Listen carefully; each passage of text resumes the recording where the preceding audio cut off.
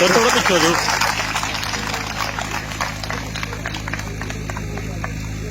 इसी के साथ में अनुरोध, दामी जी को जय श्री राम। धन्यवाद। और आप सभी लोग खड़े होंगे, एक बार जोरदार तालियां लगाएंगे। भारत माता की, भारत माता की जनता पार्टी, आदरणीय पुष्कर सिंह ठाकुर, दर्शन सिंह जी। अब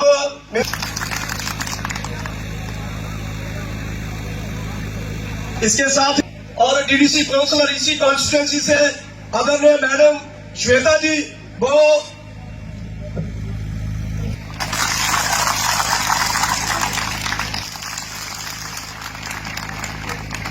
भारत माता की मैडम श्वेता जी। उत्तराखंड के सीएम श्री पुष्कर सिंह धामी जी, माइनॉरिटी से मोर्चा से प्रेसिडेंट हमारे श्री रणजोत सिंह जी, उनके साथ ही हमारे एमएलए साहब बोलूंगी श्री ठाकुर दर्शन सिंह जी,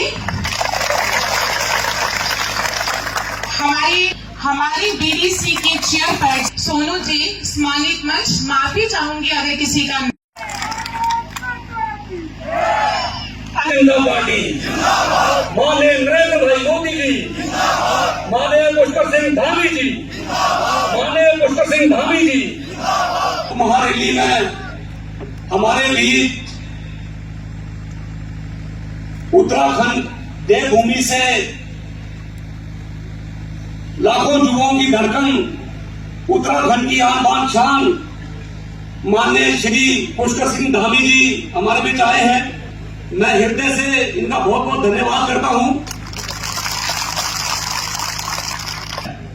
उत्तराखंड भी हमारे जम्मू कश्मीर की तरह ही है। वहां के लोग रहन सहन और वहां की देवभूमि और हमारे यहाँ के देवी देवता जम्मू कश्मीर के सभी हमारा एक साथ मिलता जुलता है। और मैं नमन करता हूं, अभी हाल ही में जम्मू कश्मीर के हमारे ये बनी के बदनौता में जो दुर्घटना हुई, जो मिलिटेंटों ने बहुत ही दुर्भाग्यपूर्ण और बहुत ही शर्मनाक जो उन्होंने काम किया है। हमारे उत्तराखंड के 5 शहीद जो हमारे उत्तराखंड के रेजिमेंट के जो हमारे शहीद जवान शहीद हुए हैं, नौजवान शहीद हुए हैं, मैं उनको भी नमन करता हूं, उनको प्रणाम करता हूं। और माननीय मुख्यमंत्री जी के जहां आने से कुछ मेरे दिल का बोझ हल्का हुआ है। और ये हमारे भाई हैं, इनका बड़ा ही आशीर्वाद मुझे प्राप्त है। आज मेरे लिए इतने दूर से चल के आए हैं, हम सबके बीच आए हैं। और मेरा भी मनोबल और हमारे सभी लोगों का जो आज और मनोबल बढ़ा है कि आने वाले समय में हम बसोली विधानसभा की जो सीट है भारी बहुमत से जीत के भारतीय जनता पार्टी की झोली में बैठे हुए उत्तराखंड के मंत्री विनय रोहेला जी, उनके साथ में जी और मेरे बड़े भाई रणजोत सिंह नलवा जी, इनका भी समय समय पर मुझे प्यार मिलता रहता है। और हमारे मिनाटी मोर्चा के ये स्टेट के हमारे प्रेसिडेंट भी हैं। इनके साथ में डीडीसी श्वेता जी, सुलेखा शर्मा जी, हमारी महिला मोर्चा की अध्यक्षा, हमारे पीसी शर्मा जी, मेरे तीनों मंडल अध्यक्ष बलविंदर जी, ध्यान जी, शांति भूषण जी का, माननीय श्री देश के प्रधानमंत्री श्री नरेंद्र भाई मोदी जी का, हमारे राष्ट्रीय अध्यक्ष जेपी नड्डा जी का, हमारे प्रदेश अध्यक्ष रविंद्र राणा जी का, डॉक्टर जितेंद्र सिंह जी का, माननीय अशोक गोयल साहब का, कि जिन्होंने एक आपके बीच में से ही बहुत ही एक आम साधारण परिवार में से और एक बहुत ही छोटे कार्यकर्ता पर इतना बड़ा भरोसा जताया। जो बसोली विधानसभा की टिकट जो मुझे दी है, ये मुझे नहीं, मेरे सभी बसोली वासियों को ये टिकट मिली है। और मेरा आप सभी से अनुरोध है कि हमने अपने शीर्ष नेतृत्व का और मेरे जितने भी पार्टी के पदाधिकारी, मेरे जिला की टीम के, मेरी विधानसभा के हमारे मंडल अध्यक्ष, हमारे महामंत्री, हमारे मोर्चों के प्रेसिडेंट, बूथ प्रेसिडेंट, शक्ति केंद्र प्रमुख, जितने भी मेरे साथी हैं, मैं उनका भी बहुत बहुत धन्यवाद करता हूं कि उन्होंने भी समय समय पर हर जगह मेरे साथ कंधे से कंधा मिला के चल रहे हैं। साथियों, भारतीय जनता पार्टी एक ऐसी पार्टी है जो सिर्फ कार्यकर्ताओं के आधार पर काम करने वाली पार्टी है। और वो पंडित जवाहरलाल नेहरू जी को पहले प्रधानमंत्री बने थे, आज पूरी कांग्रेस राहुल गांधी को प्रधानमंत्री बनाने में लगी हुई है। वही हाल हमारे जम्मू कश्मीर का है। पहले शेख अब्दुल्ला साहब थे, फिर फारूक अब्दुल्ला साहब आ गए, उसके बाद उमर अब्दुल्ला साहब आ गए, आप और अब्दुल्ला की तैयारी कर रहे हैं वो। और उधर मुफ्ती परिवार का भी वही हाल है। पहले मुफ्ती साहब थे, फिर महबूबा मुफ्ती, अब इल्तिजा मुफ्ती आ गई है और आगे और कोई मुफ्ती आएगा। मेरे कहने का भाव ये है कि भारतीय जनता पार्टी हमारे कार्यकर्ताओं की पार्टी है, संगठन की पार्टी है, संगठन के आधार पे काम करने वाली पार्टी है। इसमें हर किसी को मौका मिलेगा। मैं धन्यवाद करता हूं हमारे देश के प्रधानमंत्री मोदी जी का, जिन्होंने हमारी बहनों को भी 33% आरक्षण दिलाकर, मैं पहाड़ी जिले की बात करता हूं, हमारी पहाड़ी जिले में 3 विधानसभा पड़ती है, बसोली, बनी और बलावर, और 3 विधानसभाओं में जो 2029 में इलेक्शन होनी है उसमें एक महिला हमारी एमएलए होगी। कितनी बड़ी बात है।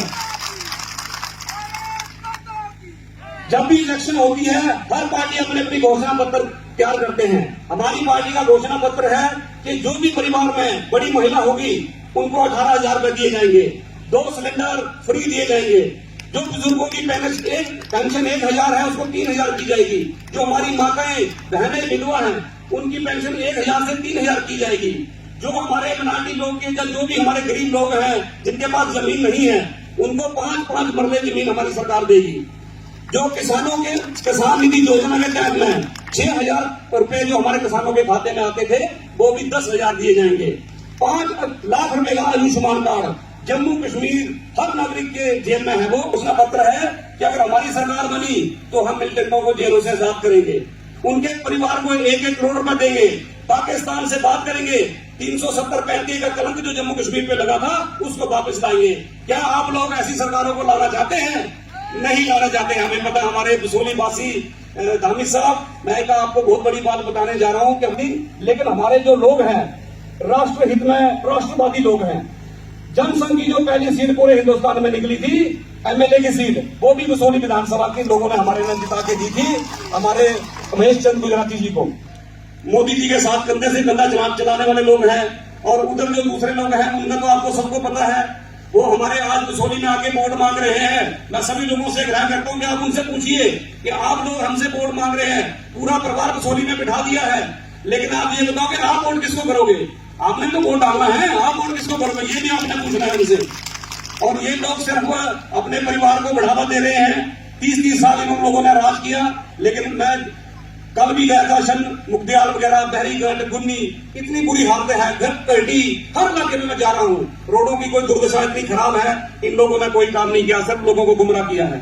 2014 में भी यही लोग एमएलए थे और आज 2024 में भी यही एमएलए हैं। और मुझे नहीं लगता कि कोई किसी भी परिवार में, जब किसी भी गांव में ये इन्होंने जाके ये पूछा हो कि भैया तुम्हारी समस्या क्या है बताओ, लेकिन वोट के लिए डेरे डाल ली है इन्होंने, हम लोगों को गुमराह कर रहे हैं। इन्होंने शुरू से क्या किया है, जात पात की है, शहरों के गांव से लड़ाया है। हमारे छोटे छोटे शहर हैं लेकिन फिर भी उन्होंने शहर गांव किया है, ठाकुर ब्राह्मण किया है, जात पात की लड़ाई उन्होंने लड़ी है। लेकिन अब हमारे लोग समझ चुके हैं, हमारे युवा साथी आज बहुत समझदार है। आज आशीर्वाद मांगने के लिए आया हूं, आप सबका समर्थन मांगने के लिए आया हूं।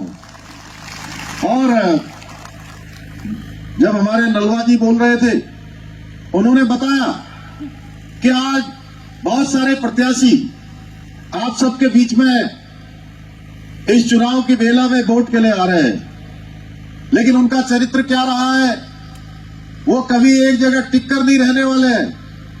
कभी उन्होंने सेवा का काम आज कार्यकर्ता की तरह इस सेवा और इस क्षेत्र की सेवा का और विकास का संकल्प लिया है। भाइयों बहनों, आपके सामने 2 प्रकार के लोग हैं।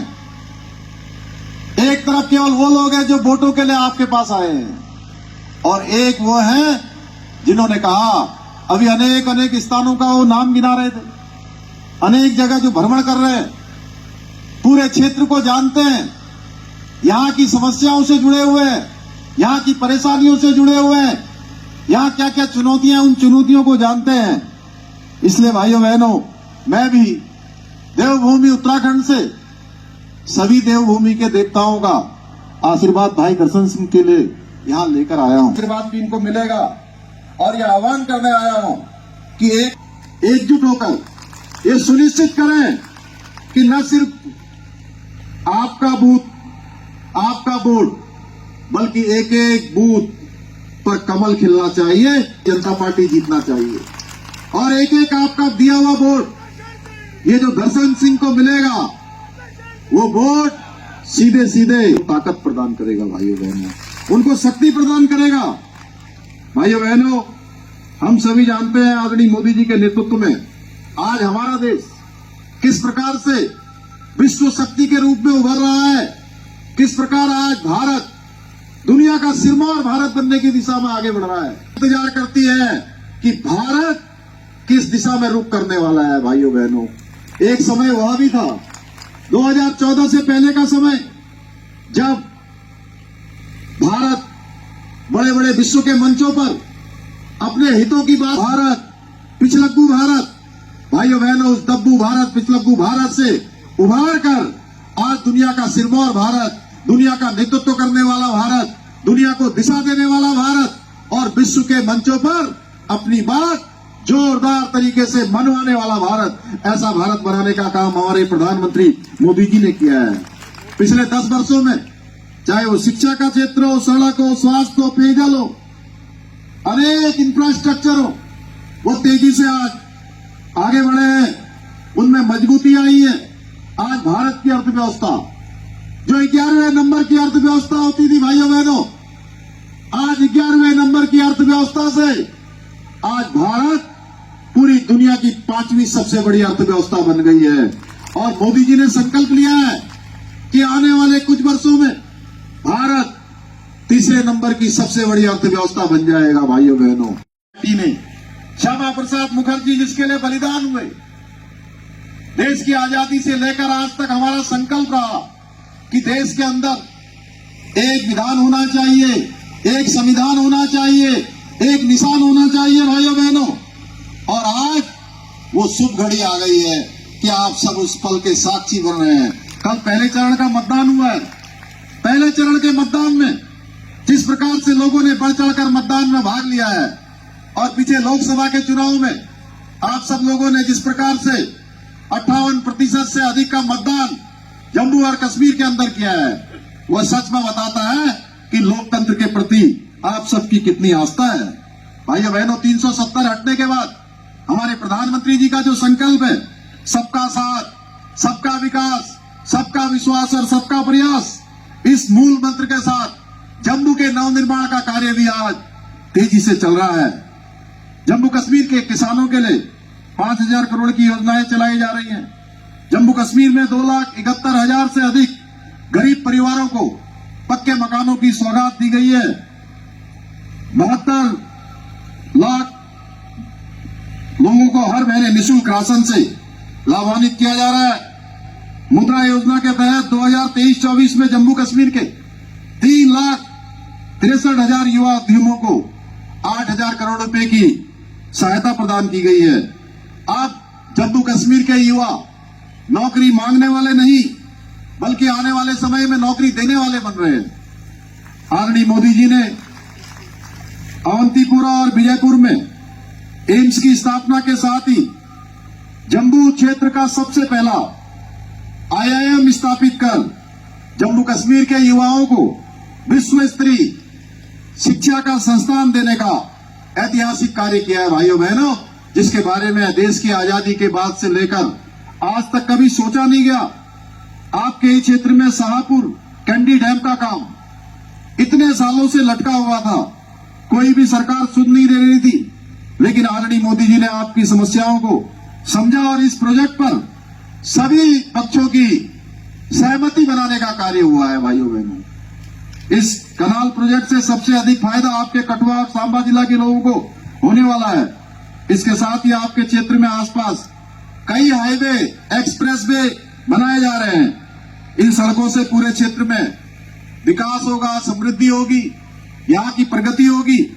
भाइयों बहनों, एक तरफ तो आज आदरणीय प्रधानमंत्री मोदी जी के नेतृत्व में जम्मू और कश्मीर को विकास और समृद्धि की प्रतिबद्धता से काम हो रहा है, वहीं दूसरी तरफ अभी दर्शन सिंह जी बोल रहे थे किस प्रकार का खेल कांग्रेस और एनसी के लोग कर रहे हैं, जो जम्मू कश्मीर को फिर से अनुच्छेद 370 की जो बेड़ियां हैं उन बेड़ियों में जकड़ने की बात करते हैं। भाइयों बहनों, उनका अगर आप घोषणा पत्र देखेंगे तो आपको साफ दिखाई देगा कांग्रेस और एनसी और ये वही पार्टियां हैं जिन्होंने अपने राजनीतिक हितों के लिए दशकों तक जम्मू और कश्मीर को अलगाववाद, आतंकवाद और जिहाद की आग में झुलसाए रखा। भाइयों बहनों, ये वो पार्टियां हैं जो धर्म के आधार पर पक्षपात और लोगों को भय दिखाकर वोट बैंक की राजनीति कर रही हैं। आज भी वो इससे दूर नहीं जा रही हैं, बल्कि आज भी उसी पैटर्न पर जम्मू और कश्मीर को आगे ले जाने का, लोगों को एक भ्रम दिखाने का काम कर रही हैं। ये वही नेशनल कॉन्फ्रेंस है जिनके शासनकाल में पिता पुत्र ने रोशनी कानून के जरिए 25,000 करोड़ रुपए से भी अधिक का घोटाला किया था। भाइयों बहनों, ये वही पीडीपी है जिनके शासनकाल में बैंक की भर्ती में, जम्मू और कश्मीर की बैंक भर्तियों में घोटाला हुआ था। भाइयों बहनों, हम कैसे भूल सकते हैं? हमको याद करना चाहिए कि पिछले 10 सालों में जम्मू और कश्मीर किस तरह से बदल रहा है, किस तरह से अनुच्छेद 370 समाप्त होने के बाद जम्मू कश्मीर आगे बढ़ रहा है। आजादी के बाद से इन पार्टियों ने जम्मू और कश्मीर की जनता को तरह तरह से डर दिखाकर सत्ता हथियाने और खजाने को लूटने का काम किया है। भाइयों बहनों, लेकिन आज मैं देख रहा हूं, मैं यहां पर कई जनसभाओं में जा चुका हूं, अनेक स्थानों पर मैं प्रचार के लिए गया हूं, मैं देख रहा हूं कि आप यहां के लोग इनकी सच्चाई जान चुके हैं।